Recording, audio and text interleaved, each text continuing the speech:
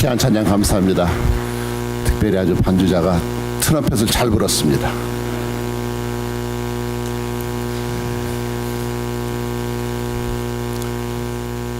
영혼을 위한 보기 싶으라고 하는 시리즈에 보면 마크 앤더슨이라는 공군 조종사 이야기가 나옵니다.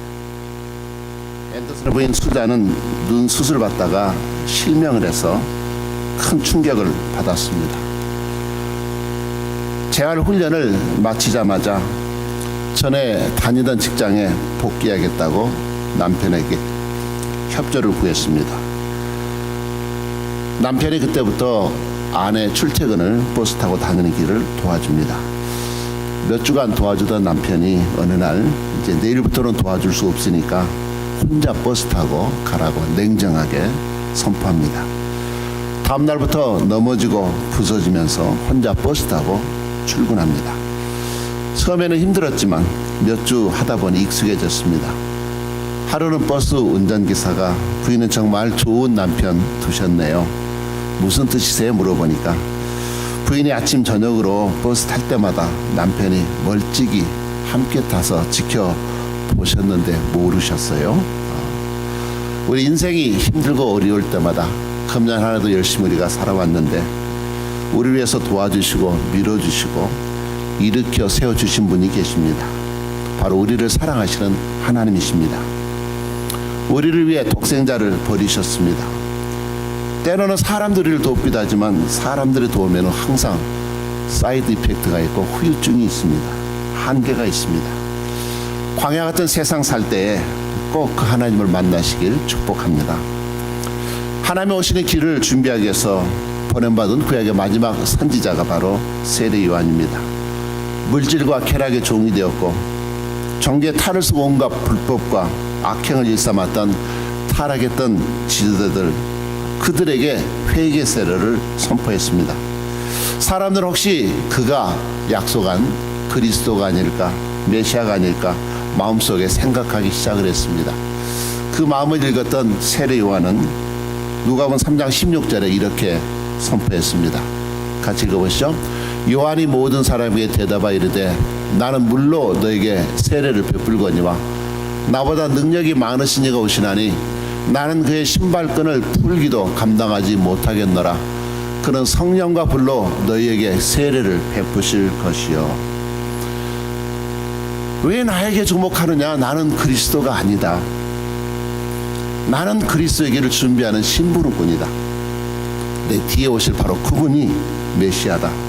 그분을 기다려라. 어찌 보면 그리스도인이 반드시 따라야 될 섬김의 모범이 되는 것을 알 수 있습니다. 예수님께서는 공생이 시작하기 전에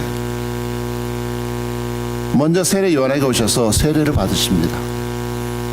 죄가 없으신 하나님이 세례를 받을 필요가 없는데도 하나님의 뜻에 순종하고 하나님의 의를 이루기 위해서 세례를 받으십니다.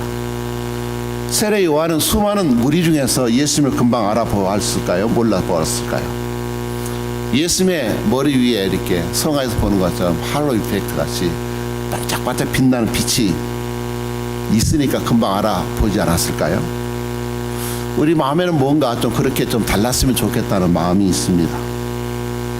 그런데 성경 보면 세례 요한은 전혀 몰라보았습니다.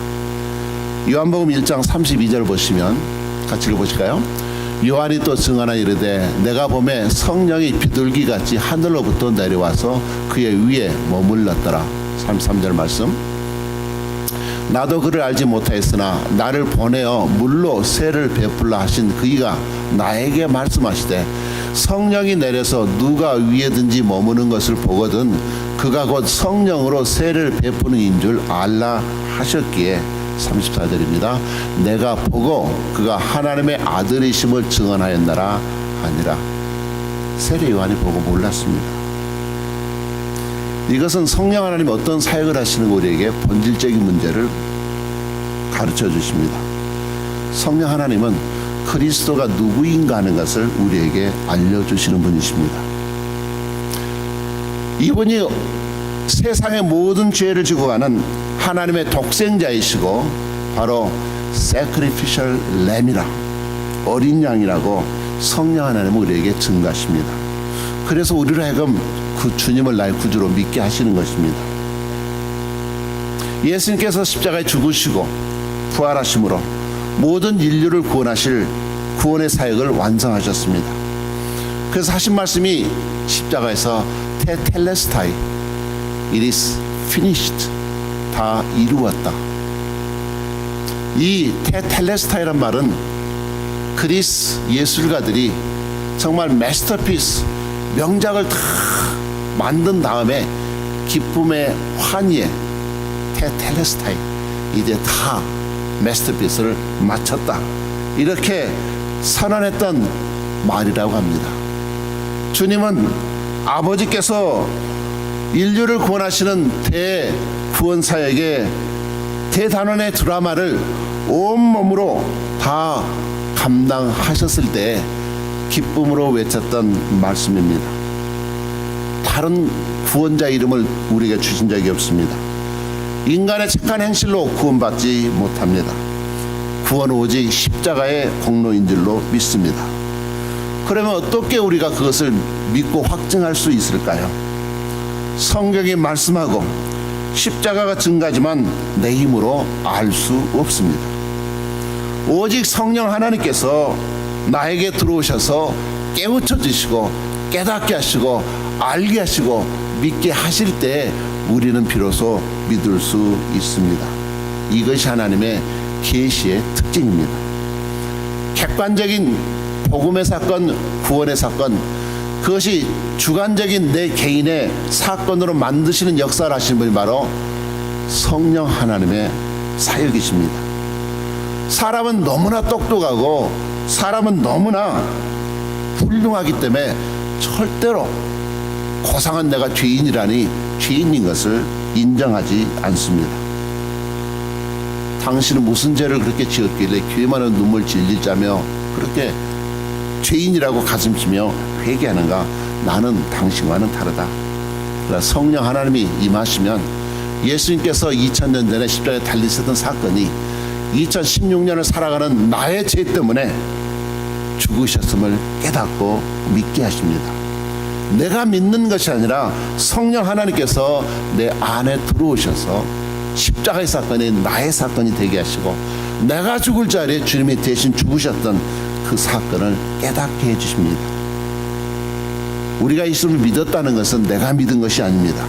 성령의 역사하신 능력 때문에요, 나 같은 죄인에게 거룩하신 하나님이 오신 절대적인 은혜의 결과인 것을 믿으시기 바랍니다. 성령은 다른 것이 아닙니다.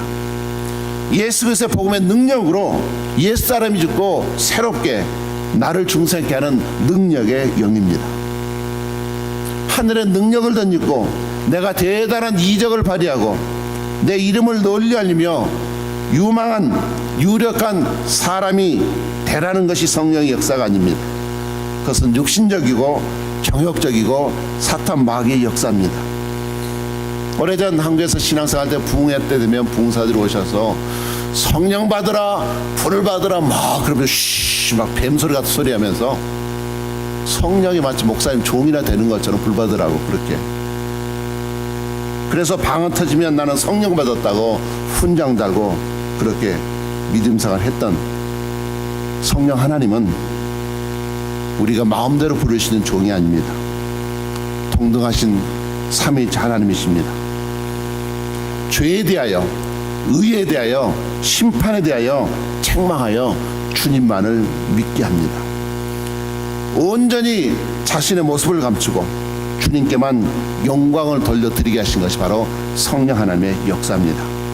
그럴 때 하나님의 기쁨으로, 하늘의 기쁨으로 충만케 됩니다. 절대로 믿는 자라고 성령 충만이 자동적으로 임하지 않습니다. 간절히 사모해야 되고 우리의 죄를 철저히 고백해야 되고 하나님께서 우리에게 들어오셔서 나를 주관해 달라고 부탁할 때 아주 센서티브하신 성령 하나님은 우리 안에 들어오십니다. 성도들이 게을러서 기도 못한다고 틀린 말입니다. 교만해서 기도하지 않는 것입니다. 내가 죄인이 아닌데 왜 기도합니까? 그런 마음에 어떻게 거룩하신 성령이 임하실 수 있겠습니까? 성경은 성령의 역사를 불로 많이 설명합니다. 엘리야가 갈멜산성에 기도할 때 하늘이 열리고 불로서 응답을 받았습니다. 오순절날에 불이 혀같이 갈라진 모습으로 성령이 임했습니다. 불은 모든 것을 태워버립니다. 우리의 모든 취약을 주님 앞에 맡기면 성령이 불로 태워버립니다. 불에 광석을 넣고 태우면 모든 불순물이 빠져서 퓨어 골드, 정금만 남게 됩니다. 사람 쉽게 변하지 않습니다. 정말 고집스럽게 변하지 않습니다. 영원히 변치 않습니다. 다만 하나님께서만, 제 성령께서만 만져주셔서 주님이 나를 위해 죽었다는 사실을 믿게 할 때만이 사람은 변할 수 있습니다. 그래서 우리는 말로 사람 바꾸려고 하지 마시고 성령 하나님께서 역사해 주셔서 주님의 십자가의 보혈로 변화될 수 있도록 기도하신 여러분 되시길 주님으로 축복합니다. 위로의 성령님, 진리의 성령님, 풀의 성령님, 제발 우리를 찾아오셔서 나를 만져주시기 바랍니다. 이것이 어찌 보면 저의 1년 동안 목회 기도입니다. 우리에게 능력을 임하셔서 스스로 바꿀 수 없는 저희들을 바꿔주시기 원합니다. 저희들 강팍한 심령을 만져주시고 어린아이의 살처럼, 어린아이의 마음처럼 우리를 순결하고 정결한 그리스도 신부로 만들어 주시옵소서. 그러게 성령 충만하면 무엇보다도 겸손의 열매가 맺힙니다. 휴밀리티. 성령 충만받은 세례 요한을 보시기 바랍니다. 나는 물로 세례를 주지만 그분은 성령과 불로 세례를 주시는 분이십니다. 그런 나보다 능력이 너무나 많은 분입니다. 나는 그분의 신발끈도 풀 자격이 되지 못합니다. 신발 푸는 것은 종이 나는 일 아닙니까? 나는 장래임할 심판만 경고합니다.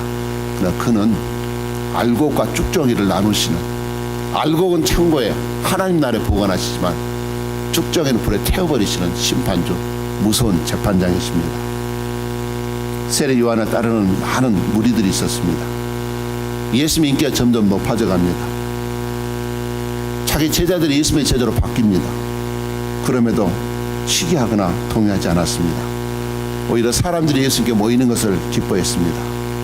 아스왈드 샌더스는 세례 요한을 가르쳐 결국 모든 제자를 예수님께 빼앗겨버린 그런 설교자라고 칭하기도 했습니다. 제 속성이 무엇일까요? 바로 내가 하나님 되는 것입니다. This is my life.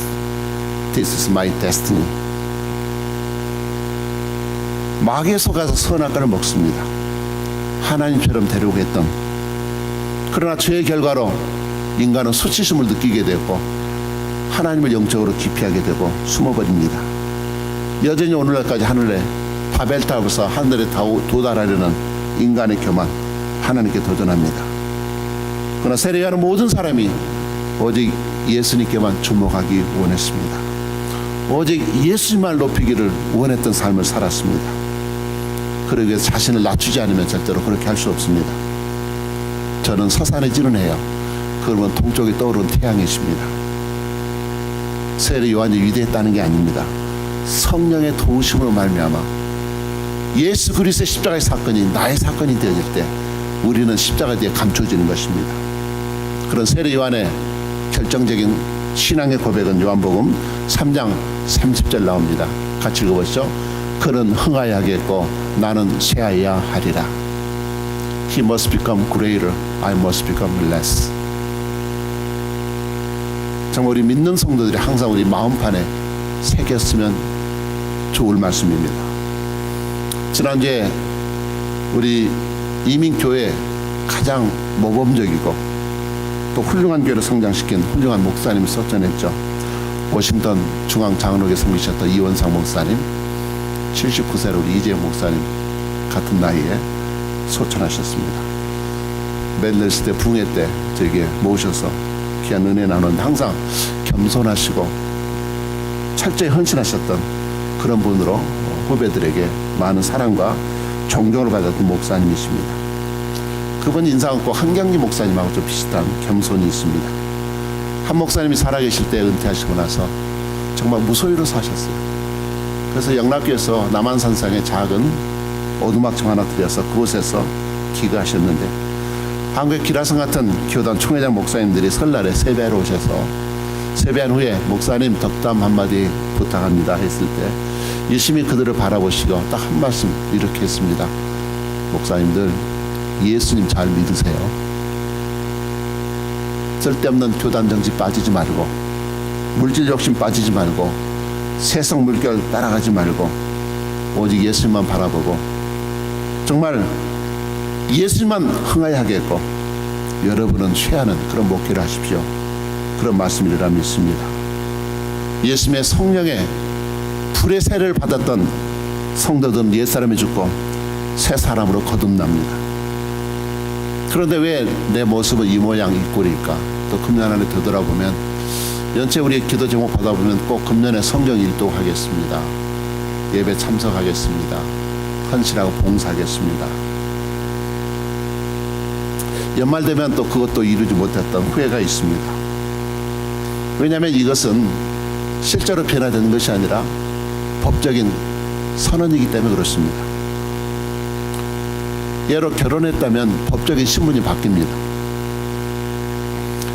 싱글 때 했던 것처럼 배가 고프다고 혼자 외식하고 그러면 안 돼요. 결혼했기 때문에 외식하면 반드시 아내에게 보고를 해야 돼요.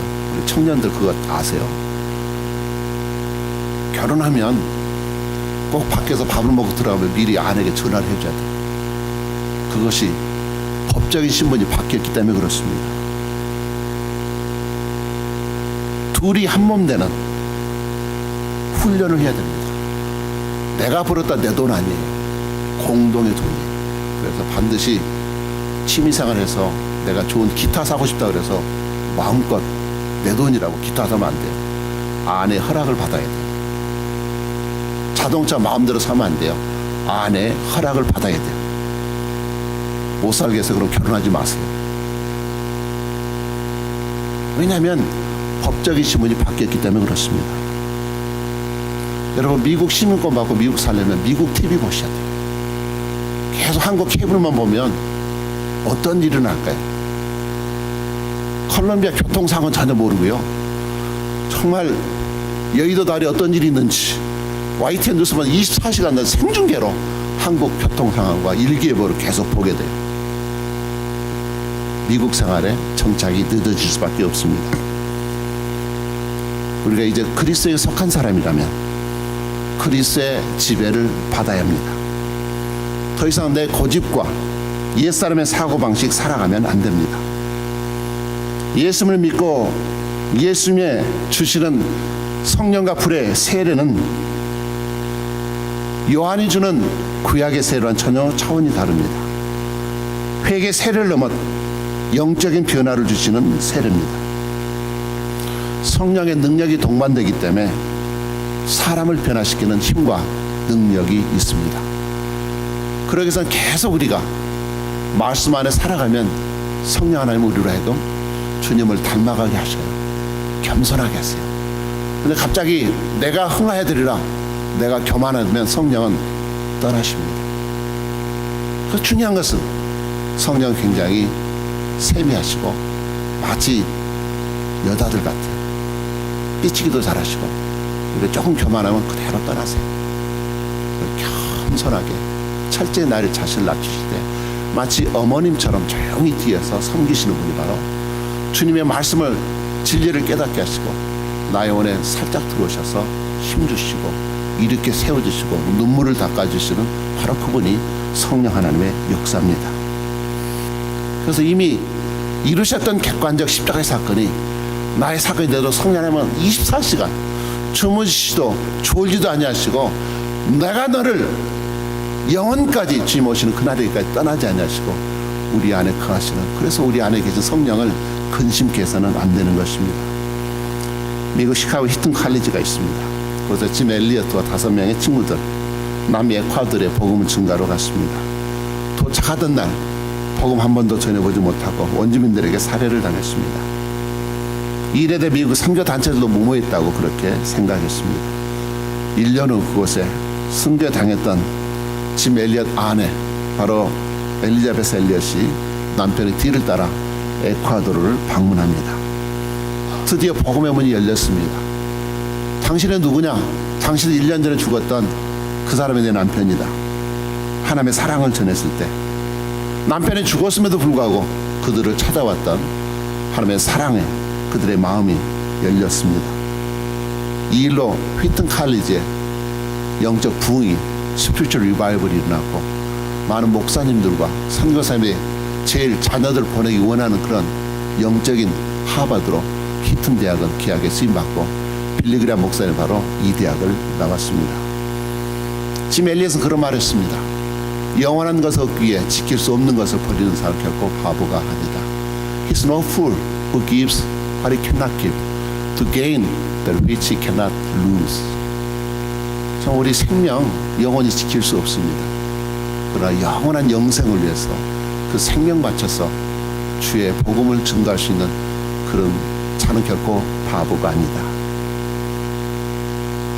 한국에서도 우리 한국 사회가 변화되려면 그런 짐 엘리엇 같은 휘튼 칼리지가 있어야 되겠다 해서 온누리교회와 연합해서 세웠던 대학이 한동대학입니다. 거기에서도 믿음으로 여름방학이면 선교여행을 떠납니다.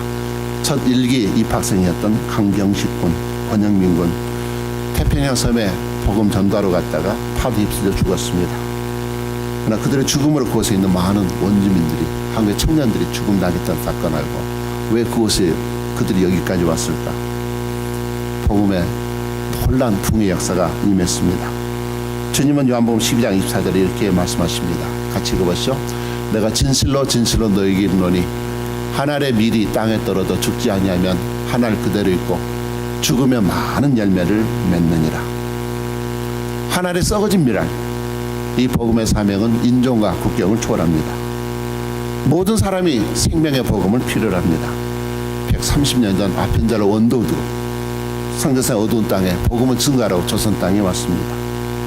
우상과 미신이 가득했던 조선 땅, 히든 컨트리, 은둔의 나라, 세상의 영광을 바라보고 나를 좀 주목해 주세요 하고 그것을 위해서 온 것이 아닙니다. 주님의 명령이었고 하나님의 상급을 바라었고 그들의 삶을 통해 오직 예수님만 영광 받으시는, 오직 예수만 높여드리는 그것을 원했기 때문에 그들은 고집과 편견이 가득한 우리나라 와서 복음을 증거했습니다. 양화진에 가면 선교사 묘역이 있습니다. 그곳에 한 비석은 이렇게 쓰여져 있습니다. 루비 캔드릭스 미셔너리 선교사, 내게 1000개의 생명이 있다면 그 모든 생명을 조선을 위해 바치렵니다. If I had 1,000 lives to give, Korea should help them all. 우리보다 훨씬 더 대한민국을 사랑했던 루비 캔드릭 같은 선교사님의 썩어질 미랄이 있었기 때문에 오늘날 대한민국이 있는 줄로 믿습니다. 그 복음의 빚진 자로 한국의 선교사들이 지금 아프리카로, 남미로, 서련으로, 중국으로, 유럽으로, 해결권으로 또 우리가 선교하는 14개 이상의 선교지에서 목숨 걸고 선교하고 있습니다. 우간다 김동국 선교사님 가정은 동료 선교사님이 선교하다가 교통사고로 선교사 부부가 죽는 바람에 갑자기 고아가 된 남매들을 자신의 양자로 삼아서 양육하며 여전히 아프리카에서 선교하고 섬기고 있습니다. 한 해를 마무리하면서 성탄을 통해 주님의 재림을 우리는 준비하는 대림절 주간입니다. 다시 한번 우리 자신의 이기적인 삶과 외식적인 히포크리트한 그런 우리의 삶을, 우리 또 우리 섬김을 되돌아보기를 원합니다. 얼마나 많은 사람들이 지역사회나 교회 안에서 나를 알아주고 또 내 존재감을 알리려고 주방에서, 친교실에서, 큐티 나누면서, 운동장에서, 또 우리 교회 마당에서, 주차장에서 큰 소리 쳤는지 여러분 자신이 주목받기 원하십니까? 아니면 오직 예수님만이 빛나게 영광 받기 원하십니까? 기도하겠습니다. 주님, 주님께서 이루신 생명의 복음, 예수 주의 성령께서 제 안에 들어오셔서 저를 바꿔주시고 주님을 나의 구주로 믿도록 인도하시니 감사드립니다. 오직 금년 안에 우리가 섬기면서 너무나 울리는 꽹과리처럼 요란했음을 고백합니다. 겸손히 주님만 높여드리기를 원합니다. 아직도 응답받지 못한 기도 제목에도, 육신의 질병에도, 실패에도, 이별의 아픔에도 주님의 뜻이 있음을 믿고 합력하여 선을 이루시는 그런 주님만 믿고 붙들고 오직 우리의 삶을 통하여 예수 그리스도께서만 존귀케 된 귀한 축복을 더하여 주시옵소서. 예수 그리스도 받들어 기도드리옵나이다. 아멘.